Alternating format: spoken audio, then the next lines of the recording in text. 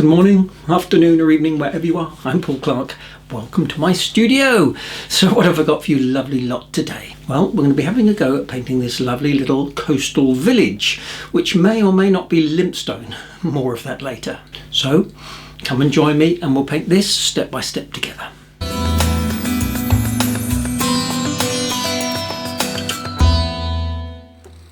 So a couple of weeks ago I did a little tribute to the late great Alwyn Crawshaw, and I did a painting based on one from his book, which is a painting of limestone in Devon. Now I've changed my version quite a bit. I've brought the tide in and moved a few houses around, basically putting my own spin on it. Today's materials. My paper is some Arche. It's cold press finish, £300, 100% cotton. It's on a block so it won't need stretching, but of course any decent watercolour paper will do. And my colours today are alizarin crimson, yellow ochre, cadmium yellow, cobalt blue, burnt umber, burnt sienna, some Payne's grey, and for my brushes I'm using a large Harkey, and from my range a 3/4 inch flat, number 12 and number 6 round. And here's the pencil sketch, which is of course free to download from my website, link in the description below. Off we go, and I'm painting the complete sheet of paper using my Harkey brush with clean water. Now with my flat brush I'm starting with this pinky mix made up of alizarin crimson and yellow ochre.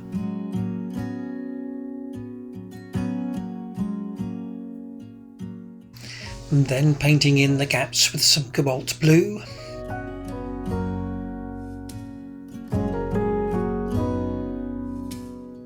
And a little bit of a purpley colour here, mixing in cobalt blue with some alizarin crimson.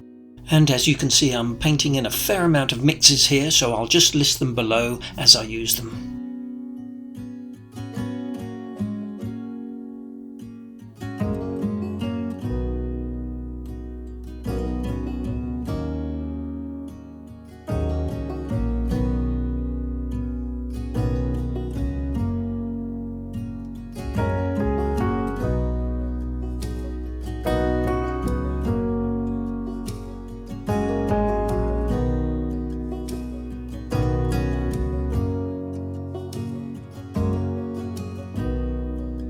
Now apologies, because I'm painting this with the studio lights on, because I'm painting in the evening, I'm getting a little bit of glare from the paper.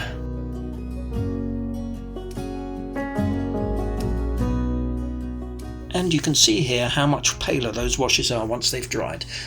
Next I'm taking my number 6 brush and painting in with a very light wash of Payne's grey and cobalt blue these distant headlands. Now for these background trees, and I've mixed a very blue bias wash using cobalt blue and cadmium yellow. I've also dropped in a little bit of Payne's grey to darken it. And these dark trees really help to give the definition of the houses below.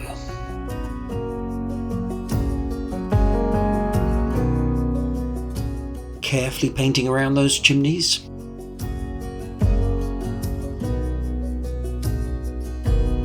A nice strong mix here, wet and wet along the bottom.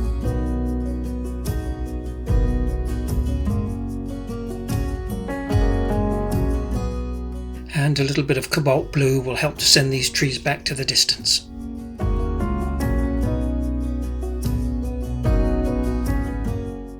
Just a basic outline shape for these houses using some Payne's grey.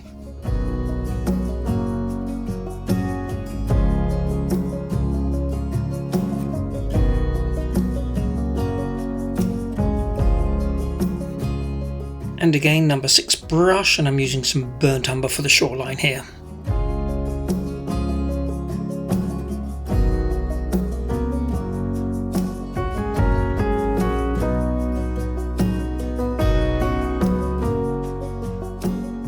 And here into the wet I'm adding in a little bit of that green mix, painting around that little rowboat.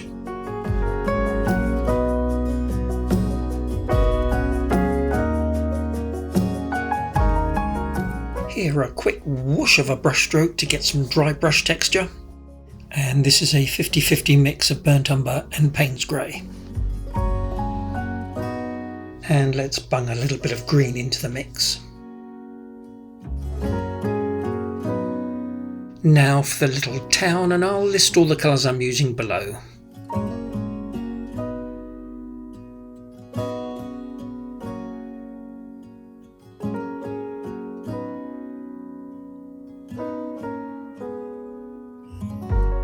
What I am doing here is suggesting where the water level comes up to. I'm just adding in a dark value here with some burnt umber and painting that in wet and wet so I get a nice natural transition.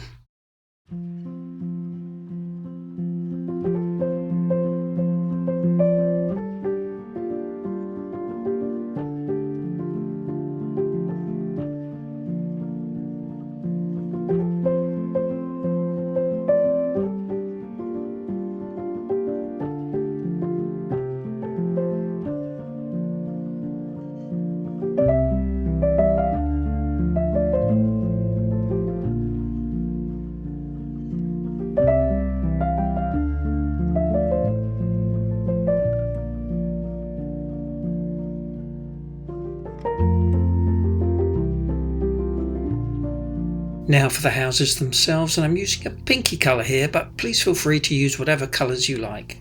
Some of these British seaside towns paint their buildings in all sorts of lovely colours. Take Tenby in Wales for example, a whole host of colourful buildings. So with my number 6 brush I'm just giving them a fairly light flat wash. And for the white houses I'm giving a fairly light wash of Payne's Grey for the shadow side.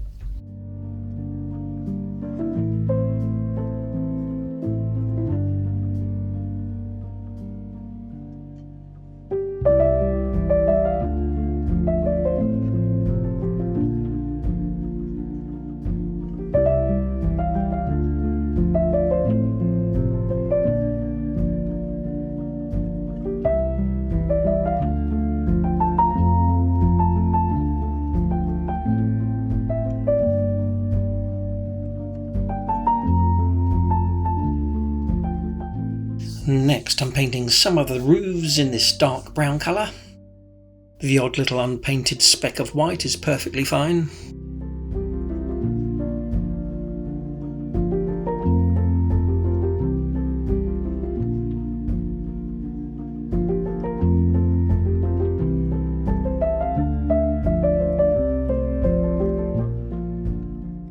And for a little bit of difference, some of the roofs are going in Payne's Grey.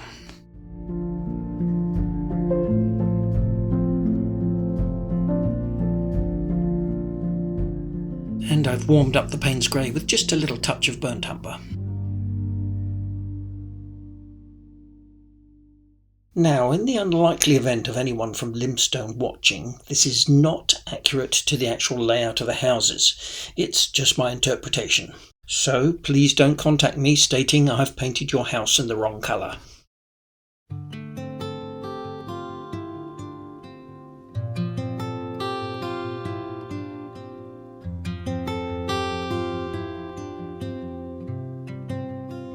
Now on the shadow side of the pink buildings I'm putting in a warm colour with a touch of burnt sienna.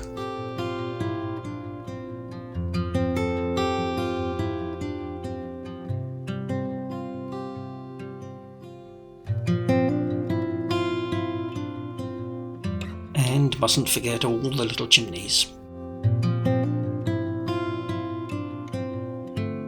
A little dry brush with some dark brown for some texture on the beach.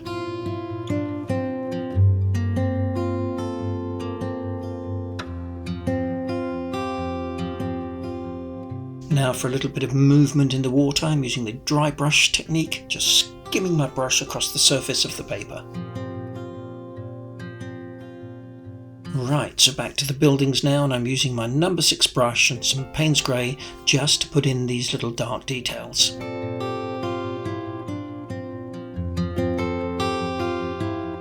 A little bit of smudging here if things look too obvious.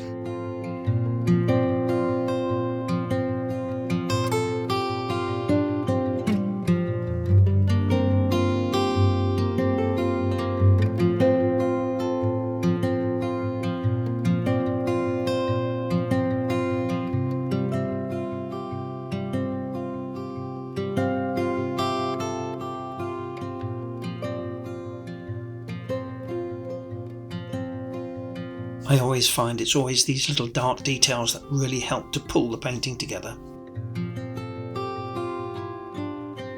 Nothing is too precise and neat, just one quick stroke if you can.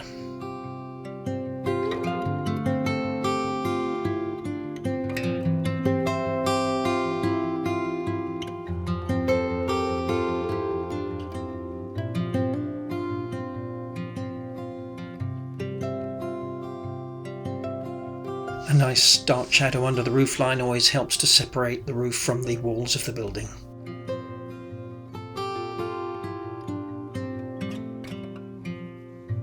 It looks like there's a gap in the wall here, so I'm just softening the right hand edge with some clean water to make it look like it's been indented in.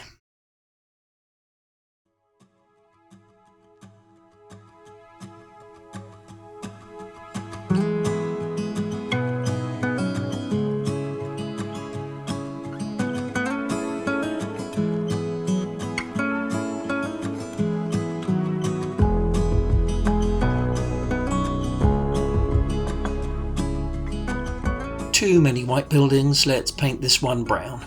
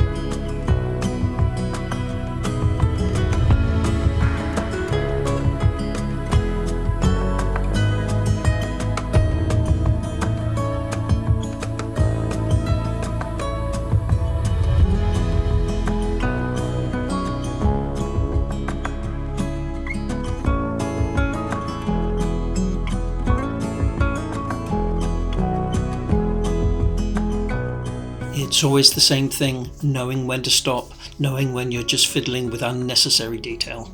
However, we do need to put in these mooring posts.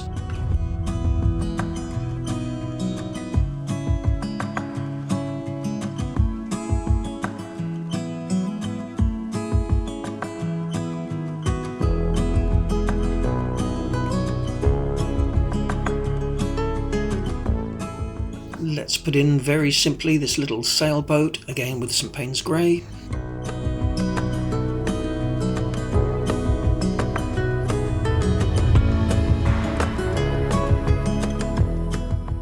And this little beached rowboat here, you can put in any colour you like.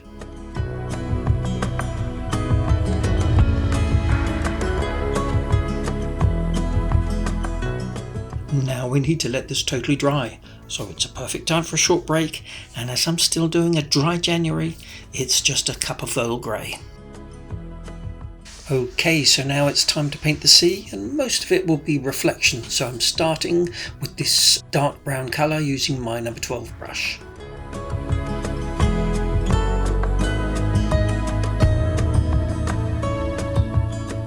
Next, I'm lining up where those real dark values are and dropping in wet some Payne's Grey.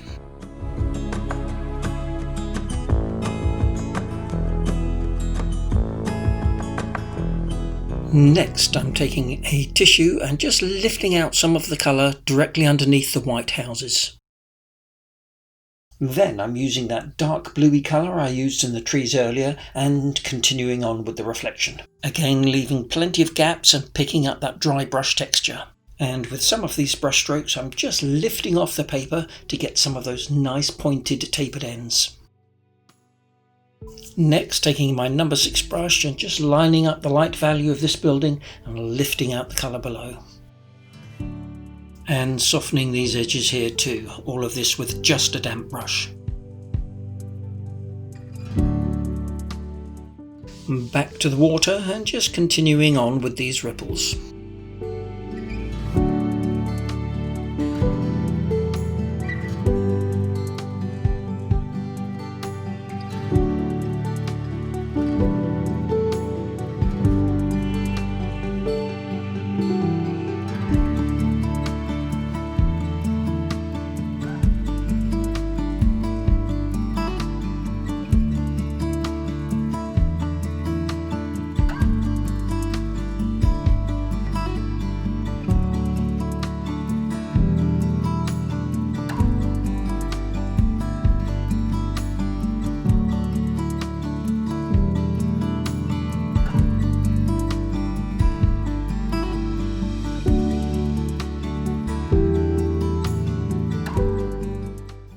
night, so I'm thinking there is just far too much contrast between the light and dark in the water here.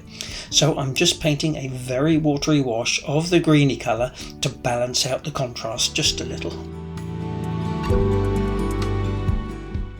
Next it's time for the magic scalpel, which basically is just a cheap craft knife, and I'm just scratching in this glistening water.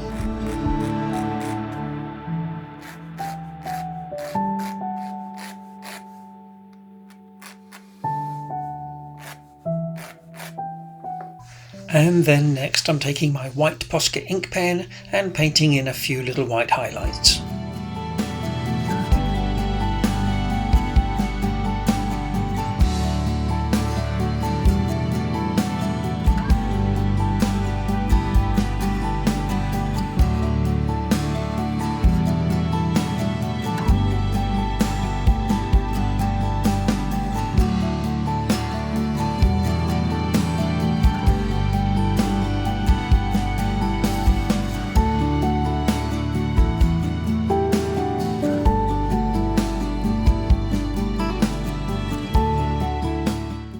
How about a few swans?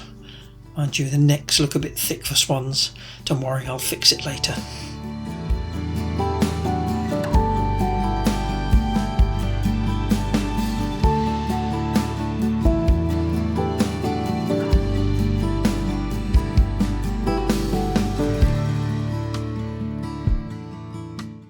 There we go, all done, and this one was in just over 3 hours.